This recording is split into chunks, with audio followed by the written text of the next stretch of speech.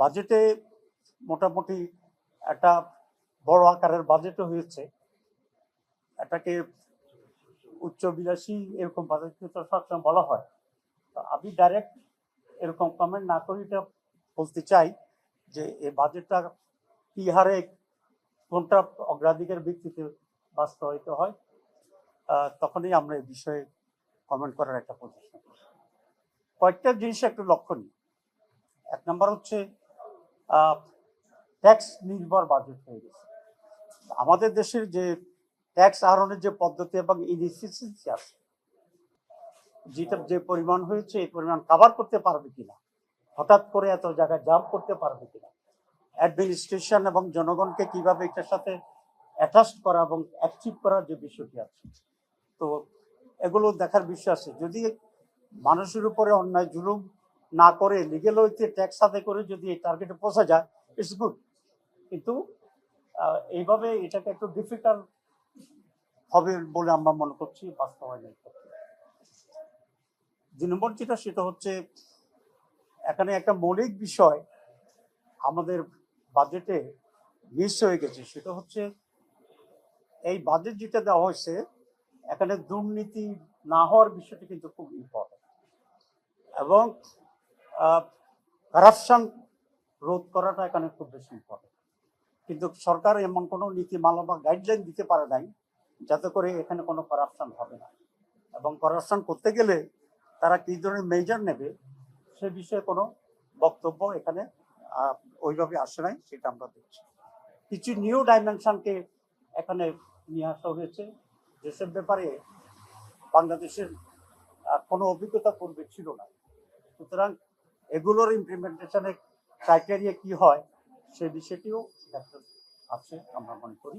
তো সবটা মিলিয়ে আমরা মনে করি যে কারাপশন রোধ করার একটা বিষয় ফাইনালি এখানে ইমপ্রুভ থাকা উচিত, যাতে করে যতটুকুই বাজেট আমরা আহরণ করতে পারি ততটুকুই যেন মাঠে গিয়ে এটা কার্যকর হয় এবং সেই প্রজেক্ট বাস্তবায়ন এটা কাজে লাগে। আর একটা হচ্ছে যে বিদেশি ঋণের উপরে নির্ভরশীলতা অনেক বেশি। তো আপনারা জানেন যে world bank, Asian development bank, IMF যারা ছিল তারা কিন্তু লোন রিলিজ করতে চাচ্ছেন আগেরগুলো। তারা সন্দিহান যে গুণগত কোনো পরিবর্তন আদৌ এখানে আসবে কিনা, এবং যেটা আমরা লক্ষণ দেখছি কয়েক মাসের ভিতরে যে আসলে দুর্নীতি আগের চেয়ে কমছে এটা বলা যাচ্ছে না, বরং মানুষ চাঁদাবাজির ব্যাপারে এটা বলছে আগে 10 টাকা যেটা ছিল এখন সেখানে 30 টাকা দিতে হয়, 20 টাকা দিতে হয়। তো এগুলো আমাদের মেজর ইস্যু, যে আপনি থিওরিটিক্যালি একটা কিছু বলা আর প্র্যাকটিক্যালি সেটার ইমপ্লিমেন্ট করা, দুটার যে গ্যাপটা আছে এটাকে তারা কিভাবে হ্যান্ডেল করবে সেই বিষয়টা এখানে ইম্পর্টেন্ট। জামাত ইসলামী তার প্রস্তাবনায়, প্রক্সি বাজেটের প্রস্তাবনায় আপনারা দেখতে লক্ষ্য করছেন নিশ্চয়ই যে আমরা ফিসক্যাল ইয়ারটাকে আমরা জানুয়ারি থেকে ক্যালেন্ডার ইয়ারের সাথে সামঞ্জস্য রেখেই আমরা করতে চেয়েছিলাম। ওই তো ক্যালেন্ডার ইয়ারের সাথে ফিসক্যাল ইয়ারটাকে ক্যালেন্ডার ইয়ারের সাথে করেসপন্ড করার জন্য আমরা এবার নতুন প্রস্তাব দিয়েছি। এর পিছনে দুটা বেসিক কারণ।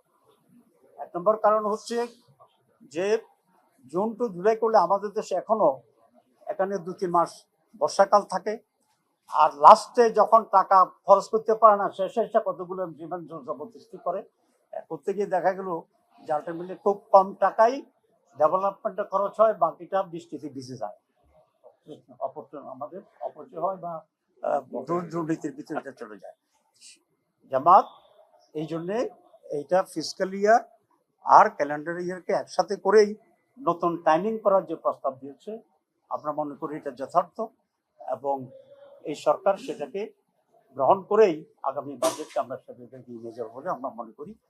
আর বাকি যে দিকটা সেটা হচ্ছে পার্লামেন্টে তো এটা আলোচনা হবেই, আমরাও সেখানে ইনশাল্লাহ পার্টিসিপেট করবো। আল্লাহ যদি